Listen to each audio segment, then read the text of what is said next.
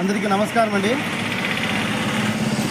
మరి విద్యార్థి నిరుద్యోగ ఐక్య వేదిక వ్యవస్థాపక అధ్యక్షులు నా పేరు టీపీ రామన్న.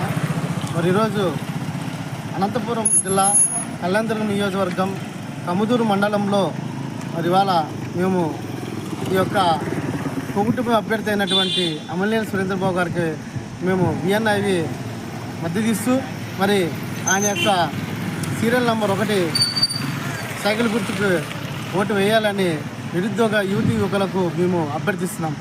మరి ఎందుకు మేము అభ్యర్థిస్తున్నామంటే ప్రధానంగా రాష్ట్రంలో అధికారం రాకముందు జగన్మోహన్ రెడ్డి గారు నిరుద్యోగులకు కల్లుబొల్లి మాటలు చెప్పి నేను అధికారంలోకి వస్తే ఉద్యోగాలు భర్తీ చేస్తానని చెప్పి మరి ఇవాళ కేవలం కాలయాపన చేసి ఎన్నికలకు 1 నెల ఉన్న సందర్భంలో కేవలం 6,100తో డిఎస్సి నోటిఫికేషన్ ఇచ్చి మరి డిఎస్సి నోటిఫికేషన్కి తర్వాత వచ్చేసి మెయిన్స్ ఎగ్జామ్కి కాలయాపన అంటే టెట్కు తర్వాత డిఎస్సి ఎగ్జామ్కి దాదాపుగా 45 రోజులు ఉండాలి.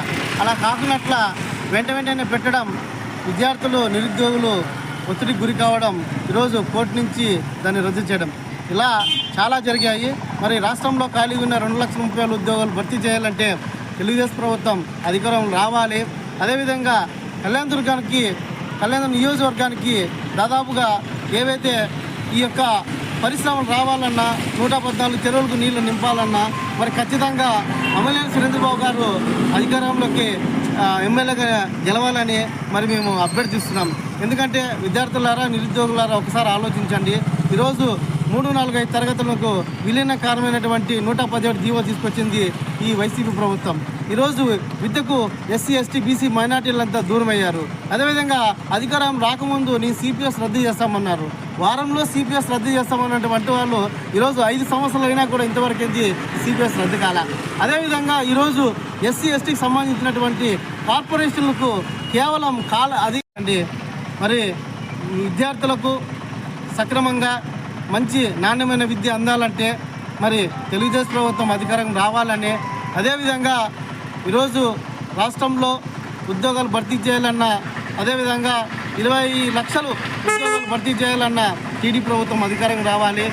నిరుద్యోగులకు 3,000 రూపాయలు నిరుద్యోగులకు ఇవ్వాలన్నా, ఈరోజు పరిశ్రమలు రావాలన్నా మరి తెలుగుదేశం ప్రభుత్వం అధికారంలోకి రావాల్సిన అవసరం ఎంతైనా ఉంది. మరి మా కళ్యాణ నియోజకవర్గానికి కూడా ఈరోజు నిరుద్యోగులంతా వలసబాట పడుతున్నారు. ఆ వలస నివారణ కావాలంటే ఖచ్చితంగా మరి నియోజకవర్గానికి పరిశ్రమలు అవసరం. అది కేవలం అమలేని సురేంద్రబాబు గారు మాత్రమే సాధ్యమవుతుంది.